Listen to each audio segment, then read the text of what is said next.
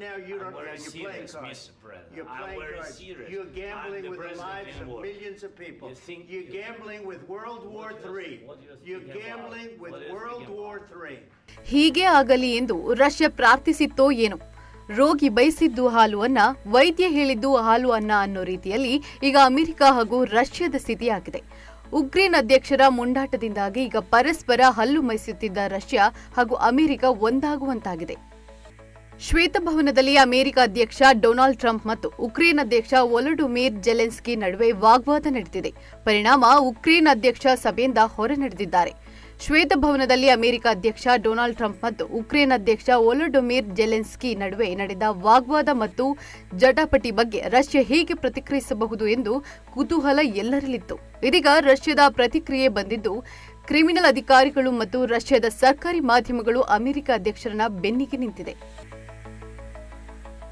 Zelensky ಅವರು ಅಷ್ಟೊಂದು ದರ್ಪ ತೋರಿದ್ರೂ ಅವರ ಮೇಲೆ ದೈಹಿಕವಾಗಿ ಹಲ್ಲೆ ನಡೆಸದೇ ಇರುವ ಮೂಲಕ ಟ್ರಂಪ್ ಸಂಯಮವನ್ನ ತೋರಿಸಿದ್ದಾರೆ ಎಂದು ರಷ್ಯಾದ ವಿದೇಶಾಂಗ ಸಚಿವಾಲಯದ ವಕ್ತಾರೆ ಮರಿಯಾ ಝಖಾರೋವಾ ಹೇಳಿದ್ದಾರೆ. 2020ರಲ್ಲಿ ಉಕ್ರೇನ್ ಯಾರ ಬೆಂಬಲವೂ ಇಲ್ಲದೆ ಏಕಾಂಗಿಯಾಗಿತ್ತು ಎಂದು ಶ್ವೇತಭವನದಲ್ಲಿ ಪ್ರತಿಪಾದಿಸುವ ಮೂಲಕ ಜೆಲೆನ್ಸ್ಕಿ ಅವರು ಸುಳ್ಳುಗಳ ಮೇಲೆ ಸುಳ್ಳುಗಳನ್ನ ಹೇಳಿದ್ರು ಎಂದು ಝಖಾರೋವಾ ಟೆಲಿಗ್ರಾಂನಲ್ಲಿ ಬರೆದಿದ್ದಾರೆ.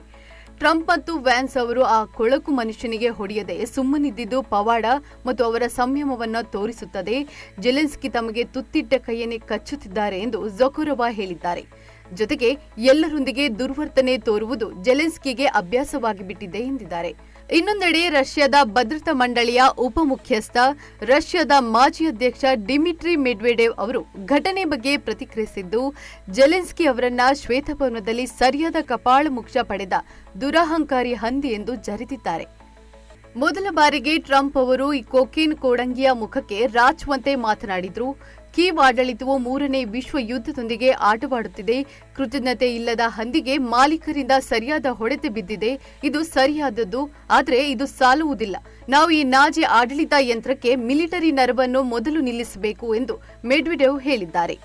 ರಷ್ಯಾದ ನೇರ ಹೂಡಿಕೆ ನಿಧಿಯ ಮುಖ್ಯಸ್ಥ ಕಿರಿಲ್ ಡಿಮಿಟ್ರಿ ಅವರು ಟ್ರಂಪ್ ಜೆಲೆನ್ಸ್ಕಿ ನಡುವೆ ವಾಗ್ವಾದವನ್ನ ಐತಿಹಾಸಿಕ ಎಂದು ಬಣ್ಣಿಸಿದ್ದಾರೆ. ಸೌದಿ ಅರೇಬಿಯಾದಲ್ಲಿ ಫೆಬ್ರವರಿ 18ರಂದು ನಡೆದ ರಷ್ಯಾ ಅಮೆರಿಕ ಮಾತುಕತೆಯಲ್ಲಿ ಮಾಸ್ಕೋದ ಸಮಾಲೋಚಕರಲ್ಲಿ ಒಬ್ಬರಾಗಿದ್ದ ಡಿಮಿಟ್ರಿ ಅವರು ಇಂದಿನ ಈ ಮುಖಾಮುಖಿಯನ್ನ ಅಮೆರಿಕದ ಬದಲಾದ ನೀತಿಯ ಸಂಕೇತ ಎಂದು ಕರೆದಿದ್ದಾರೆ. ಜೆಲೆನ್ಸ್ಕಿ ಅವರು ಹಿಂಸಾಚಾರವನ್ನ ಪ್ರಚೋದಿಸಲು ಪ್ರಯತ್ನಿಸುತ್ತಿದ್ದಾರೆ ಎಂದು ರಷ್ಯಾದ ಅಂತಾರಾಷ್ಟ್ರೀಯ ಮಾನವೀಯ ಸಹಕಾರ ಏಜೆನ್ಸಿಯ ಮುಖ್ಯಸ್ಥ ಯೆವ್ಗೆನಿ ಪ್ರಿಮಾಕೋವ್ ಆರೋಪಿಸಿದ್ದಾರೆ. ಅಲ್ಲಿ ಏನಾಯಿತು ಎಂದು ಎಲ್ಲರೂ ನೋಡಿದ್ದಾರೆ. ಉಕ್ರೇನ್ ಆಡಳಿತದ ರಕ್ತದಲ್ಲಿರುವುದು ಸಿಕ್ತ ಪ್ರಚೋದನೆ ಮಾತ್ರ ಎಂದಿದ್ದಾರೆ. ಜಗತ್ತಿನ ಸಹಾನುಭೂತಿಯ ಪಡೆಯಲು ಮತ್ತು ರಷ್ಯಾವನ್ನ ದೂಷಿಸಲು ಕೀವ್ ಶಾಂತಿಯುತ ನಾಗರಿಕ ಸಾಮೂಹಿಕ ಸಾವುಗಳಿಗೆ ಕಾರಣವಾಗುವಂತಹ ಘಟನೆಗಳನ್ನು ಆಯೋಜಿಸಲೂಬಹುದು ಎಂದು ಅವರು ಹೇಳಿದ್ದಾರೆ. ಇನ್ನು ರಷ್ಯಾದ ಸರ್ಕಾರಿ ಮಾಧ್ಯಮವು ಶ್ವೇತಭವನದಲ್ಲಿ ನಡೆದ ಘಟನೆ ಬಗ್ಗೆ ಹರ್ಷ ವ್ಯಕ್ತಪಡಿಸಿದೆ.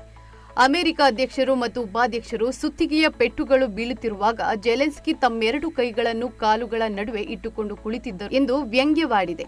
ಈ ಘಟನೆಯ ಬೆನ್ನಲ್ಲೇ ಐರೋಪ್ಯ ರಾಷ್ಟ್ರಗಳ ಅನೇಕ ನಾಯಕರು ಜೆಲೆನ್ಸ್ಕಿಗೆ ಬೆಂಬಲ ಸೂಚಿಸಿದ್ದಾರೆ. ಆದರೆ ಪುಟಿನ್ ಅವರ ದೀರ್ಘಕಾಲದ ಮಿತ್ರ ಹಂಗೇರಿ ಪ್ರಧಾನಿ ವಿಕ್ಟರ್ ಓರ್ಬಾನ್ ಮಾತ್ರ ಟ್ರಂಪ್ ಪರವಾಗಿ ನಿಂತಿದ್ದಾರೆ. ಬಲಶಾಲಿಗಳು ಶಾಂತಿ ಸ್ಥಾಪಿಸಲು ಯತ್ನಿಸುತ್ತಾರೆ, ದುರ್ಬಲರು ಯುದ್ಧ ಮಾಡುತ್ತಾರೆ ಎಂದಿರುವ ವಿಕ್ಟರ್ ಓರ್ಬಾನ್ ಟ್ರಂಪ್ ಧೈರ್ಯದಿಂದ ಶಾಂತಿಗಾಗಿ ನಿಂತಿದ್ದಾರೆ.